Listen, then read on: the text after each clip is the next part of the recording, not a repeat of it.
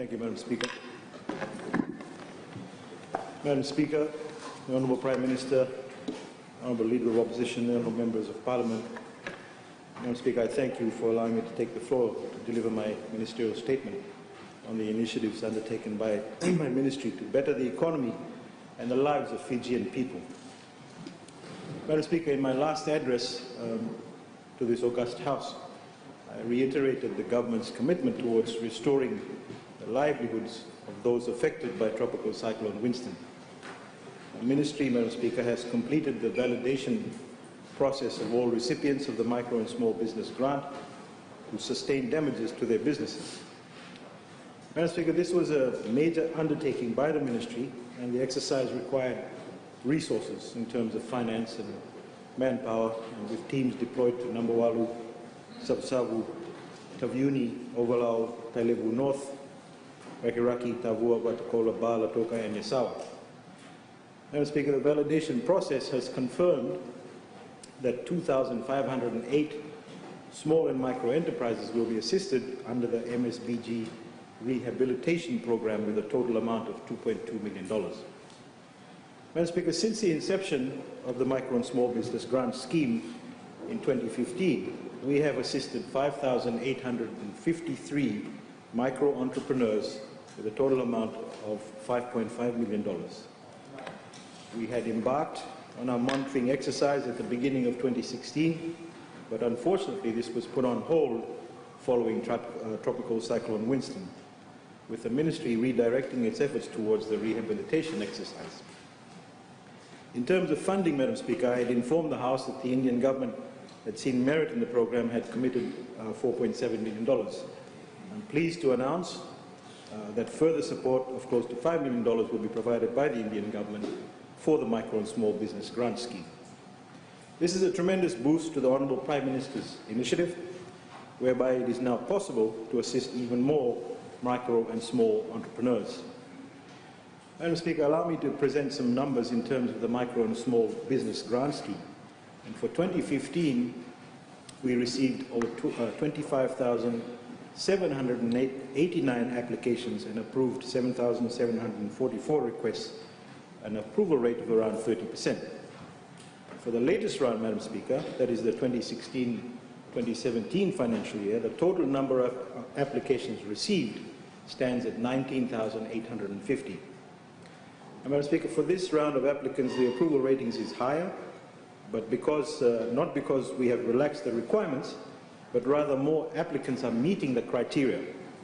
And we envisage close to 11,000 successful applicants for this financial year with the current rate of approvals. However, the final number of successful recipients will be determined after we complete the validation site visits, which we have commenced last week.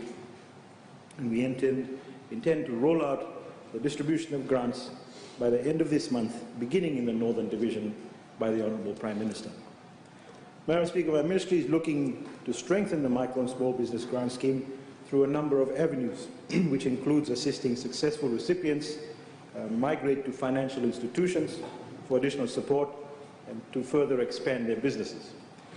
In addition, the Ministry will also identify successful grant recipients who could be clustered through the use of the Integrated Human Resource Development Program model, and this will ensure that similar businesses within a locality are able to pool their resources together and so collectively strengthen these individual businesses by increasing their volume of supply and bargaining power. Madam Speaker, the Northern Development Program, or NDP as we know it, is also assisting in linking micro and small businesses to financial institutions in the Northern Division, and now that the NDP is under the Ministry, successful micro and small business grant recipients in the Northern Division will also be directed towards NDP for further advice and possible assistance. Madam Speaker, as the Ministry responsible for micro, small and medium enterprises, or MSMEs, these current programs will be further strengthened once the MSME Central Coordinating Agency is established, the CCA. Madam Speaker, the Ministry, together with the Reserve Bank of Fiji, has drafted a legal framework that is currently under consideration, and the Ministry has also received support from the IFC and the World Bank, who will provide expert opinion on the draft law and further advisory support in the development of Fiji's MSME framework. Madam Speaker, the legal framework will establish the MSME CCA and empower it to develop the MSME sector. These include the coordination, implementation, monitoring and evaluation of all MSMEs assisted and established under existing and new government-led programs and activities. A centralized and coordinated approach will eliminate, Madam Speaker, duplication of efforts and wastage of resources and improve operational efficiency and foster the development of the support mechanisms for MSMEs. The CCA will also develop a database of all MSME entrepreneurs that will provide better record of MSMEs and capture their accurate contribution to the GDP. This will assist the agency in formalizing the disadvantaged into the informal sector and ease their access to modern finance and infrastructure. Furthermore, Madam Speaker, to provide the CCA high-level direction, we have taken the necessary steps for the establishment of a National MSME Development Council. The terms of reference and membership of the Council has been endorsed. The Council will be chaired by the Honourable Prime Minister and will also be enacted by law. The Council will be the highest body that will provide the policy direction to establish the conducive environment and opportunities for growth of the MSME sector in Fiji. I wish to inform the members of this august House that the Council has, as members, all ministers that administer MSME-related programs and also has private sector representation to allow for inclusiveness in the decision-making. And the Secretariat to the National MSME Council will be the MSME CCA. Madam Speaker, this arrangement will ensure that all ministries and agencies responsible for MSME-related programs, projects and activities will work in tandem towards achieving a common goal. And the inaugural meeting of the National MSME Council will be held later this month. Madam Speaker, another important project that will involve the MSME sector is the work towards the revitalization of the cooperative sector. The Ministry has undertaken an extensive review of the Cooperatives Act to bring it in line with international practices, and we've also progressed well towards the registration of the Fiji Cooperatives College at Lamy. And this will also contribute towards the strengthening of the MSME sector through business development training.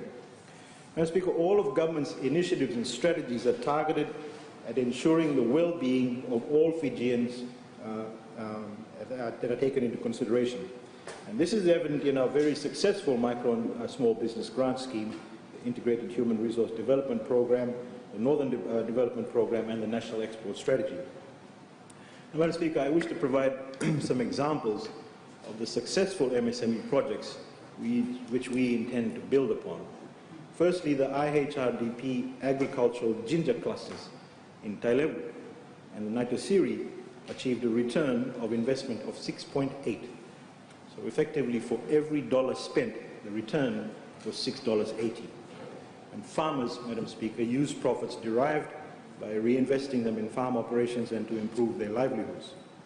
And for economic projects relating to cross-cutting issues, another glaring example is the Lawaki Women's Bakery, Madam Speaker. They raked in an income of $25,000 within the first 3 months of its operation, and is currently supplying bread and pastry products to the Tailevu North District and Queen Victoria School community. And apart from reinvesting their profits into the business, the women's group will also use profits derived to fund village, social and educational projects and invest in capital markets. Madam Speaker, I know this message also comes from the Honourable Prime Minister. This is from Tailevu to Rewa. Madam Speaker, for the province of Rewa, the IHRDP funded the Rewa Disabled Organization, which consists of 160 members from 52 villages and settlements. The organization received farming implements and agricultural inputs, including 3 boats and 3 engines for their water taxi business. And the profits derived from their business has been reinvested in the construction of their business center at Burumasanga village, and also used to fund income-generating projects for their members. Madam Speaker, I wish to reiterate that this government does not leave any Fijian behind. And Madam Speaker, these are examples of what MSMEs can achieve by providing the right framework, guidance, and creation of an enabling and conducive environment, along with the appropriate legislation. We will ensure that the MSME sector will thrive and become the leading contributor to the Fijian economy. Madam Speaker, to conclude, MSMEs have transformed economies of most developing countries, and this is also what we intend to achieve. Madam Speaker, I thank you again for this opportunity to highlight some of the key projects that the Ministry is involved in to build a resilient and robust Fiji. Thank you very much, Mr. Thank you.